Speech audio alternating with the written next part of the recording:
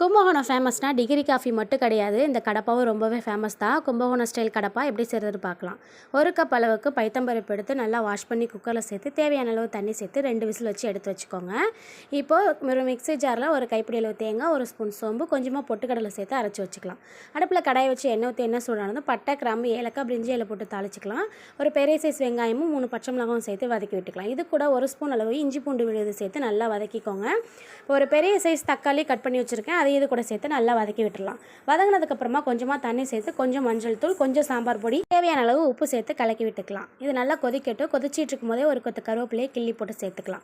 அரைச்சி வச்சிருக்க தேங்காவையும் இது கூட சேர்த்து நல்லா கொதிக்க விடுங்க. பருப்பு வெந்துருச்சு, இதை நல்லா கடைஞ்சி விட்டு எடுத்து வச்சுருக்கேன். இதையும் அது கூட சேர்த்து நல்லா கொதிக்க விட்டுருங்க.